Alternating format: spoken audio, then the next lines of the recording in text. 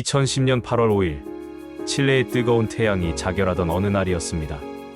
북부 아타카마 사막 깊은 곳 코피아포 지역에 위치한 산호세 광산은 평소와 다름없이 바쁘게 돌아가고 있었습니다.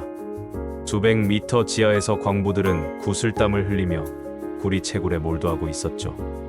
그날 지구는 숨죽인 듯 잠잠했지만 지하 700m 깊은 곳에서는 거대한 재앙의 서막이 오르고 있었습니다.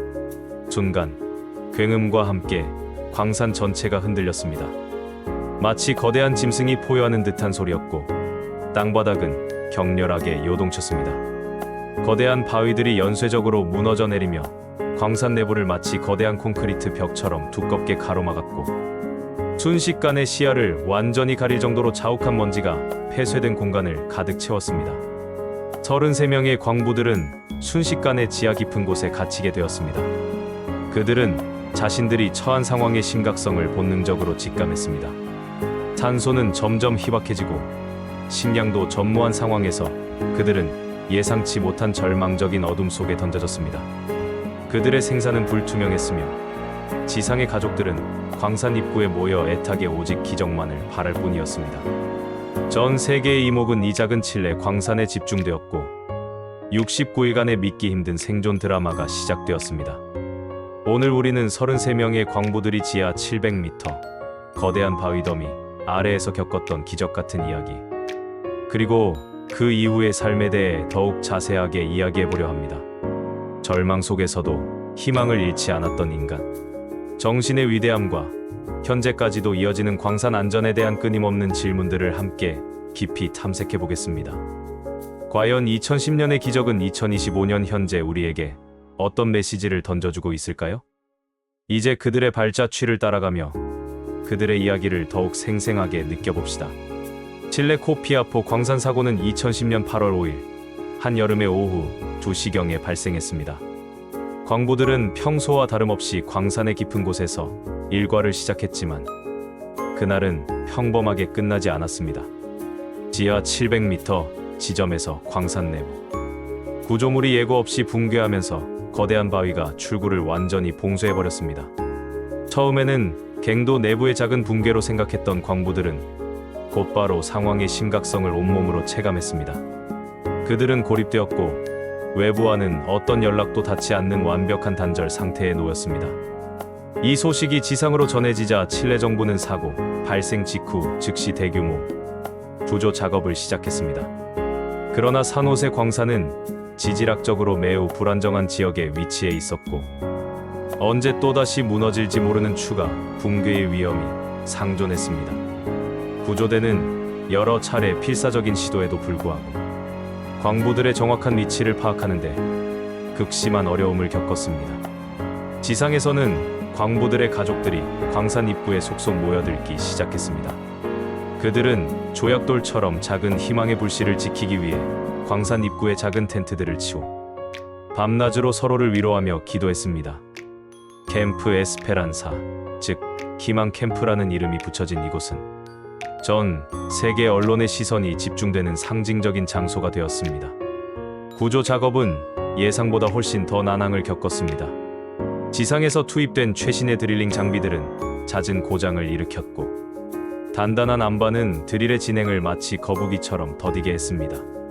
시간이 흐를수록 광부들의 생존 가능성은 점점 희박해 보였고 절망의 그림자가 깊게 드리워졌습니다.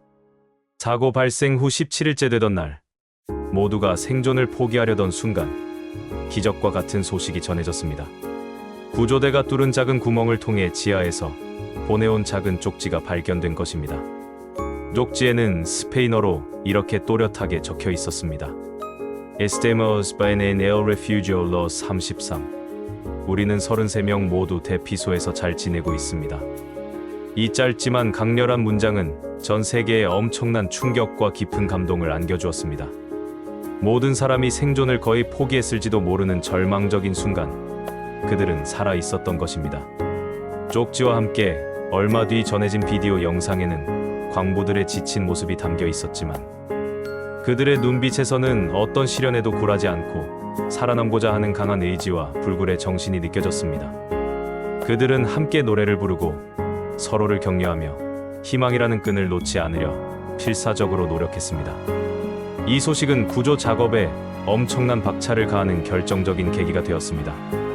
이제는 생존이 확인되었으니 어떻게 그들을 무사히 지상으로 끌어올릴 것인가가 가장 시급하고 중요한 과제가 되었습니다. 칠레 정부는 즉시 국제적인 지원을 요청했고 전 세계의 네로라 하는 전문가들이 코피아포로 속속 모여들기 시작했습니다.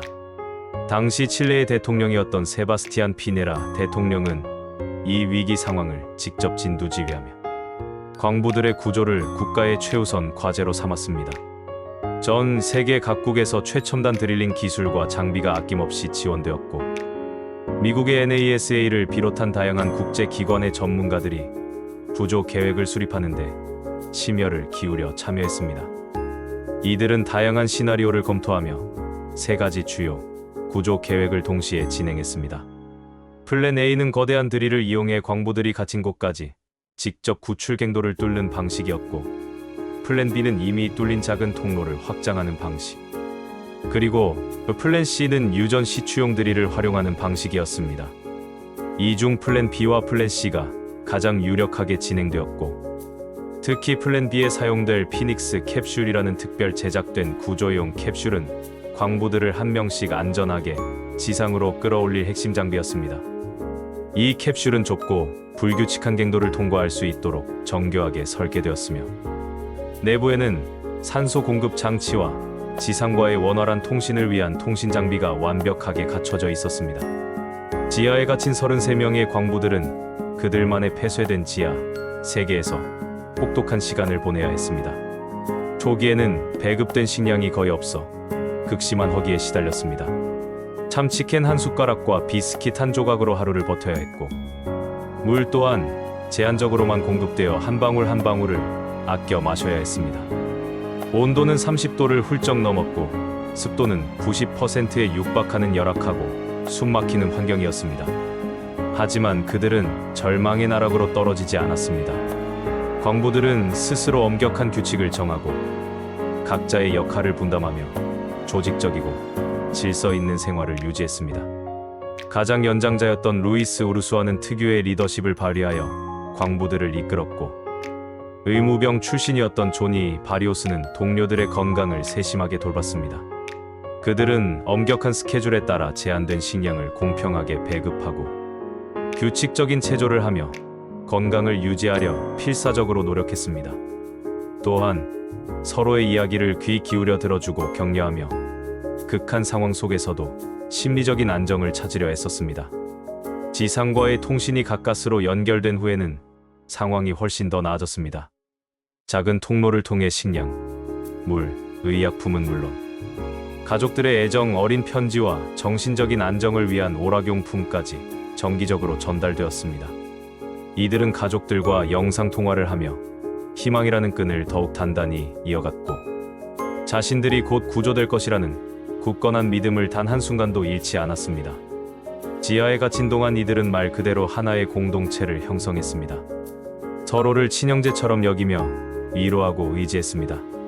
죽음의 공포가 드리운 극한 상황 속에서도 인간적인 유대와 협동 정신이 가장 눈부시게 빛을 발했던 것입니다. 그들의 생존은 단순히 운이 좋아서가 아니라 극한 상황 속에서 발휘된 강한 정신력과 끈끈한 연대감의 결과였습니다. 마침내 사고 발생 69일째 되던 날, 2010년 10월 13일, 전 세계는 숨죽이며 텔레비전 화면을 응시했습니다.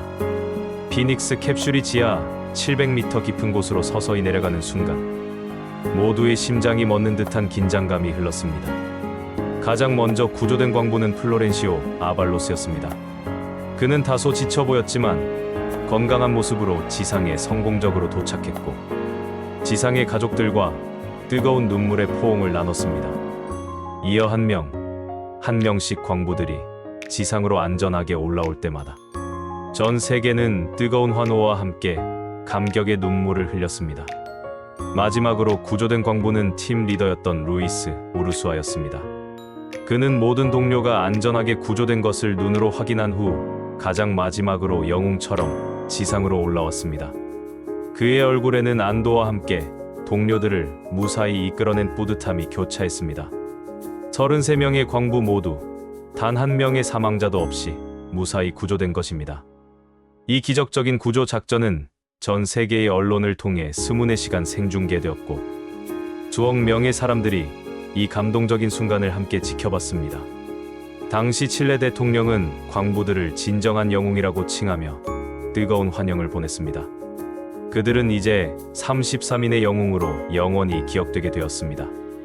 이 사건은 전 세계의 인간의 생명과 안전의 중요성, 그리고 어떤 절망적인 상황 속에서도 희망을 잃지 않는 용기와 끈기를 일깨워 주었습니다. 또한 국제적인 협력과 최첨단 기술력이 결합될 때 얼마나 위대하고 불가능해 보이는 일을 해낼 수 있는지를 보여주는 역사적인 사례로 길이 기록되었습니다. 코피아포 광산 사고는 2010년에 발생했지만 그 이후의 상황은 또 다른 중요한 이야기를 우리에게 끊임없이 던져줍니다. 구조된 33명의 광부들은 한동안 영웅 대접을 받으며 전 세계의 언론과 대중의 관심을 한몸에 받았습니다. 그러나 화려한 스포트라이트 뒤에는 그들 각자의 힘겨운 삶과 새로운 시련이 기다리고 있었습니다. 많은 광부들이 사고 후 외상 후 스트레스 장애, 즉 PTSD에 시달렸습니다. 지하 700m 깊은 곳에서 겪었던 어둠과 공포, 그리고 죽음의 문턱을 넘나들었던 경험은 그들의 정신에 너무나도 깊은 상처를 남겼습니다. 일부는 불면증, 악몽, 극심한 불안감에 시달렸고 이는 정상적인 일상생활을 영위하는데 큰 어려움을 초래했습니다. 사고 후 심리 치료가 제공되었지만 모든 광부가 완벽하게 회복할 수는 없었습니다. 일부는 알코올 중독에 빠지거나 가족 관계에 심각한 어려움을 겪기도 했습니다. 또한 영웅이라는 타이틀이 주는 엄청난 부담감과 사고, 이전의 평범하고 소박한 삶으로 돌아가고자 하는 본능적인 욕구 사이에서 깊은 갈등을 겪기도 했습니다. 경제적인 문제도 결코 무시할 수 없었습니다. 사고 이후 한동안은 강연과 방송 출연 등으로 상당한 수입을 얻었지만 시간이 흐르면서 대중의 관심이 점차 사그라들자 그들은 다시금 냉혹한 생계 문제에 직면했습니다. 일부 광부들은 다른 직업을 찾거나 작은 사업을 시작했습니다. 하지만 광산 노동 외에는 특별한 기술이나 교육이 부족했던 많은 광부들에게는 새로운 삶을 시작하는 것이 결코 쉽지 않은 도전이었습니다. 몇몇 광부들은 결국 다시 광산으로 돌아가기도 했습니다.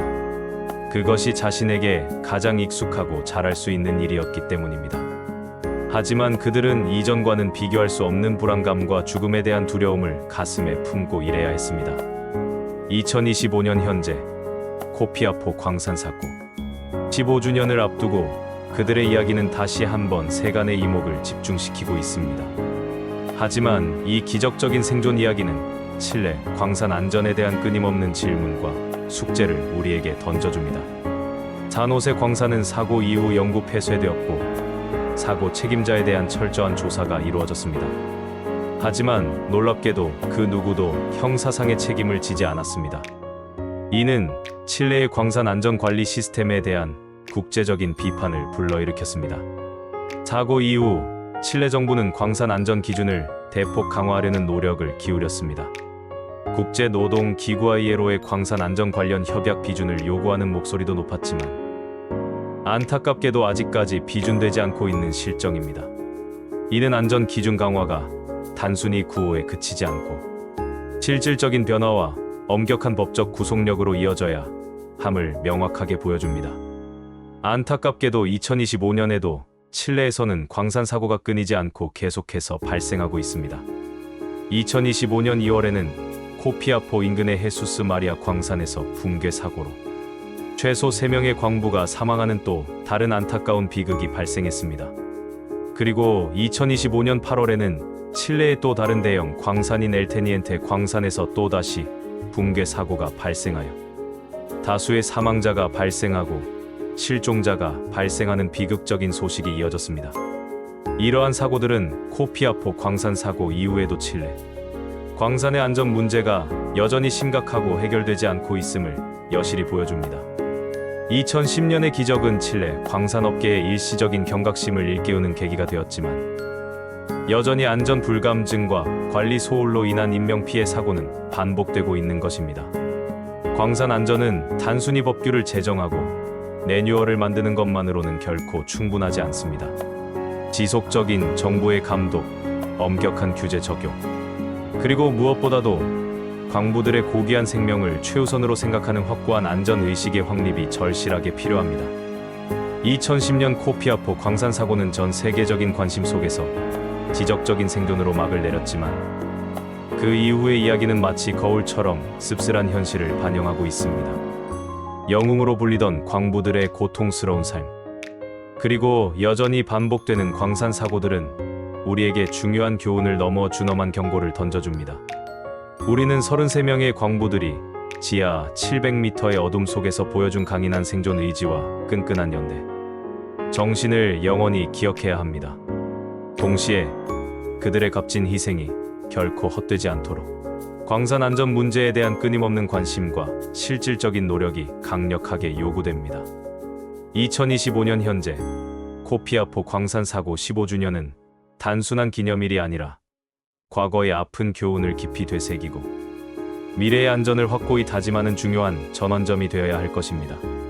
33명의 광부들이 어둠 속에서 어렵게 찾아냈던 희망의 빛이 더 이상 꺼지지 않도록, 그리고 그들의 고통이 반복되지 않도록 우리는 모두 함께 지혜를 모으고 힘을 합쳐 노력해야 할 것입니다.